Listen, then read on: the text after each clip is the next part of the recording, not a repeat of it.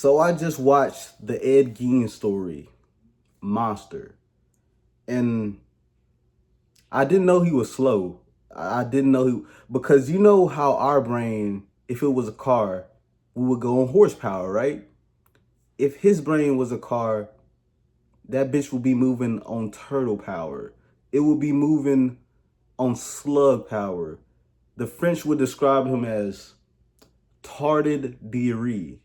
Tarded de riz, if you understand that. Because I did not expect to watch this series and Ed Gein almost sound like Elmo telling the cops, well, I just make lamps out of human nipples because it's a hobby. I didn't know it was wrong and I didn't kill anybody.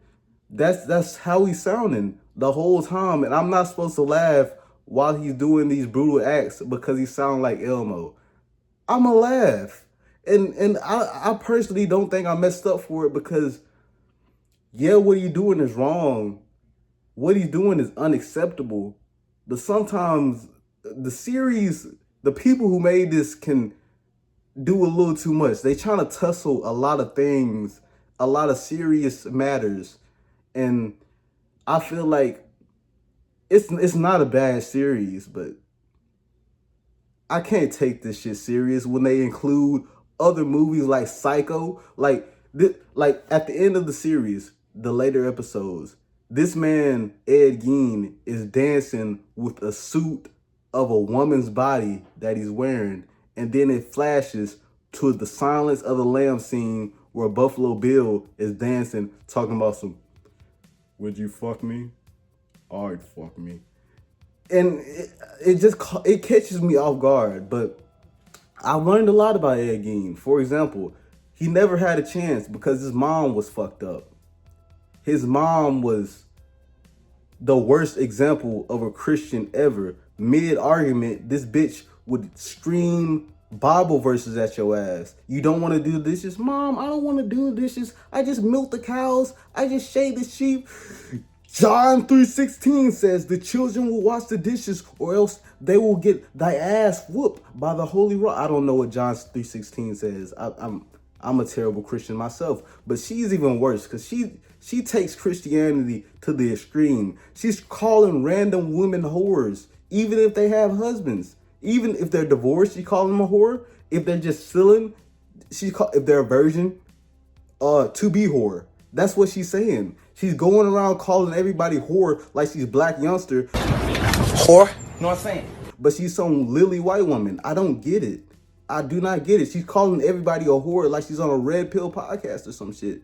And there was this disturbing scene in the first episode where Ed Gein, he was hanging himself while jacking off in some panties. What? And his mom catches him. His mom started yelling that you're doing the devil's work, which let me put myself in that position. I walk in and my son is wearing some bra and panties with his neck hung up on the wall, stroking it. I would just look at the nigga and then just leave out, bro. Like I would just give up on him. I wouldn't know what the fuck to do. So with that, I'll give her some leeway, but the way she handled it is not good at all. What she did, she yelled at him, said he's doing some demonic stuff, which, I mean, he's gonna be doing some demonic stuff for sure. But she whips him.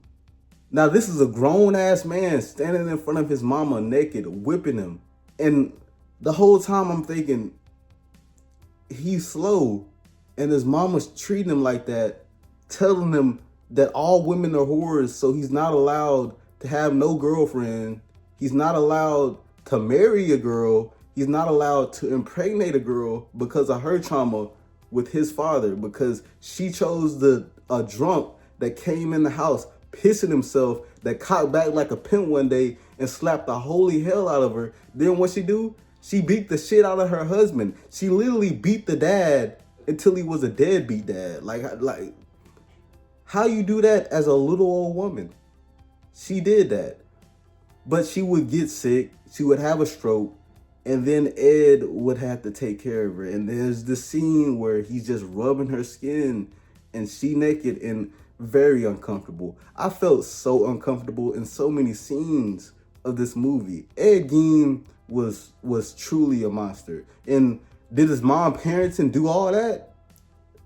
Hell no. Hell no. Because so many people have bad parents and so many people with disabilities have bad parents and ended up being some of the most chill, normal, nice people. So it's not a mentally disabled thing. I don't even think it's a schizophrenic thing, because I used to live with a person who has schizophrenia. He wasn't violent. He would just have these episodes where he's yelling at nobody. For example, we was playing basketball and some girls was there, and then he started fighting demons on the court when the demons didn't even exist, scaring all the hoes. We had bro. All shots were getting missed that day on the court, every last one of them. But I just think Ed Gein was fucked up due to him and his situation. Like Ed Gein is not normal. That's why they make series about him. That's why they make movies about him. I even did research to see if everything in this series was right.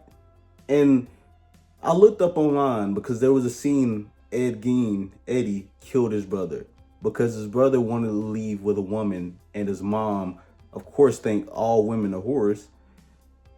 And this man said to his brother, Ed, our mom's not right. She's not right in the head. You need to leave.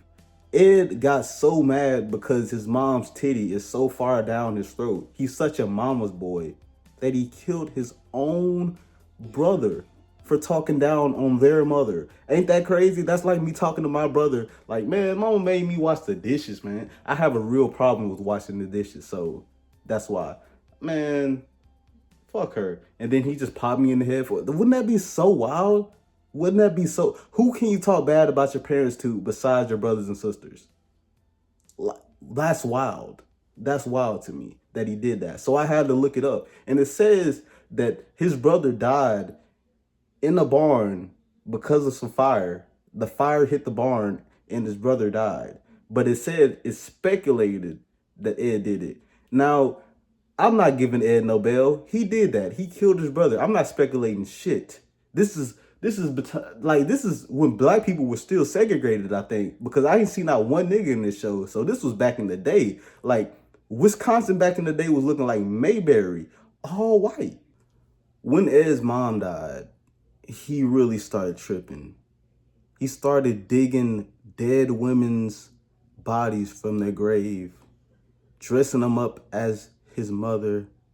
He started making lamps and belts out of nipples, skin, and he made a suit out of a woman's body and put it on and started dancing. And at the end of the show, while he was dancing inside of a dead woman's skin, it randomly pans to motherfucking Buffalo Bill from Silence of the Lambs. The movie does that a lot. It'll be in between a gruesome scene of Ed Gein putting his wee-wee in a cold body, and then it'll go to Alfred Hitchcock after I'm not even gonna make that joke, but it'll go to Alfred Hitchcock making the movie Psycho. And that's one of the problems I had with this. I understand why they did it, but I did have a little problem with it. Like, we're focusing on Alfred Hitchcock's problem because he made Psycho and it was too successful. It was too successful and it overtook everything in his career and it started haunting him. And the actor that was in Psycho, it even dove down into him. It described how he was a homosexual, and the guy was pretty much talking to his therapist, and his therapist said, yeah, that gotta stop. We can do electroshock, we can do neutering, or you can just stop. What are you gonna do? So basically, it'll go between that and then go right back to Ed Gein doing some very terrible things. And I just think it was to fill time a little bit. But at the same time, they worked with it because they gave it a purpose. Because when you really think about it, Ed Gein, his influence lived on through generations. Because if Ed Gein didn't exist, Psycho wouldn't have been made. If Psycho hadn't have been made, then Texas Chainsaw Massacre wouldn't have been made. And you know what that did to the culture. And if that hadn't have been made, then Buffalo Bill from Silence of the Lambs wouldn't exist, or would be way different. Just think about how much this serial killer affected American culture. Think about that. Like we as an audience, we really love blood, don't we? We really love seeing some fucked up. I do. That's the whole reason I watch this. But does that make me problematic because I want to see some blood and guts? Maybe. Maybe it does, but I feel like that's just human nature. If you find out that your neighbor next door was skinning bodies, chopping them up, wearing their skin, having sex with dead bodies, you'll be like, whoa, hold on. What? Let me look into this. But one thing they do in this series is really show like the human side of how humans really are inspired by serial killers. Like Ted Bundy was writing to a dude who had titties in prison. It was getting fucked for crack. Hold on, I'll wrap this back. But the dude with titties was actually a fan of Ed Gein, and he would send him titty pictures while he was in the mental asylum. Now, Ed Gein spent his whole life in the mental asylum after he got caught, which is a good thing. We love that. We love them going to jail for life. But at the end of the show, they kind of gave Ed like a happy ending. Like this nigga made it to heaven or something.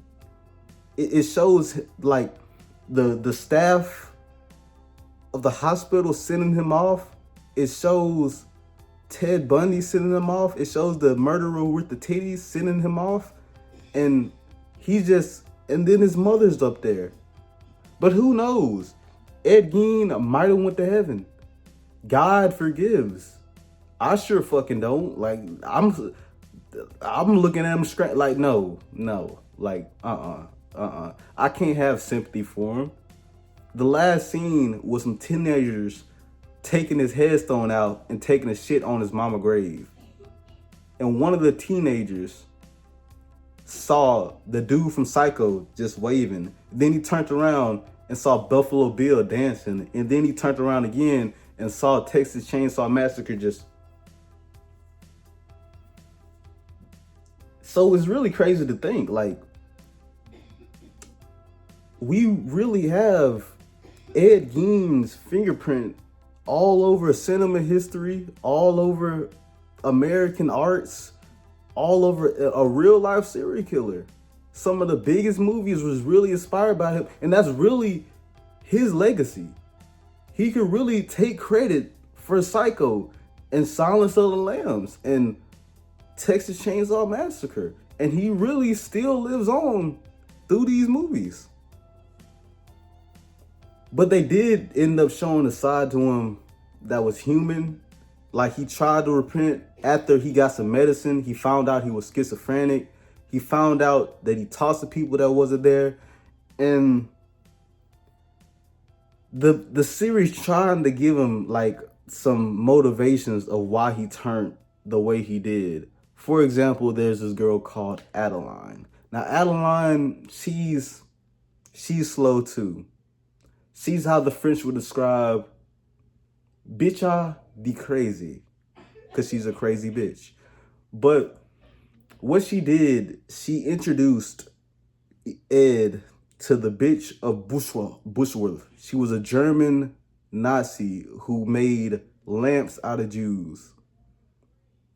and Ed would fantasize about her while having sex with these dead bodies. Like, I'm pretty sure I need to see a therapist after watching all this, and I just want to come over here and talk and discuss the horrible things that I saw on this show. What do I think about this show? They gave Ed a little bit. I get it. He's a human. Monsters are humans. Humans are still animals, and all humans are capable of these things. Apparently, humans are capable of something, and we're interested by it. We're so interested by it. Just like the Dahmer series, I felt like the Alfred Hitchcock section about how his product, his movie got so big and it made people want more blood, more violence in movies, more disturbing things. That's kind of like how the creator felt about Dahmer a little bit, I think. That's what he was trying to compare to. Like, when I made this, I really made a monster. Like, I really hurt the victims that's still alive, that's going through, like, and it's it's a slippery slope because I don't want to just say, man, fuck the people, man. Dahmer killed your homie, Dahmer killed your brother, but this is a good show right here. I don't want to be like that. I really don't, because a Netflix series about Dahmer killing people isn't necessary. It's not, but it's interesting, and I'm gonna watch. But that's why I think maybe I am the problem for wanting to see all this, because even though I could say, "Oh, I regret this. This is too much," I'm gonna watch it. I watched it and it made me feel something disturbing. I ain't felt disturbed like this in a while. Like, this really got to me, made me feel uneasy, especially Adeline and Ed's relationship, because Adeline really influenced him to do a lot of the things he did, if this is true, because she told him maybe you should start pumping dead bodies. And then she came back, tried to give him some of that pussy, and he said it's too cold, and then made her get into a tub and then dump water on it so the pussy could be cold. He's like, oh, that feels so much better. The fact that he's skinning people alive and he's saying, man, you'll make a good lamp, sounding exactly like Elmo, is wild to me. Yeah, this series did a number on me. Not even gonna lie to y'all. Should y'all watch it? This ain't for the weak. It's not for the weak. But I'll give this 7.3 out of 10. Dahmer was better, but it's way better than Monsters, the Eric and Lynn and whatever the fuck the brother name is story. That shit was boring as a motherfucker, bro. That no. Mm-mm. Do it like this. Like Ed Gein and Dahmer. But yeah, it was an experience that I'm not gonna forget no time soon. I did miss a lot of details and I did say a lot of spoilers, but who really gives a damn? Go watch it if you want to. I'll see you later. Love you. Peace.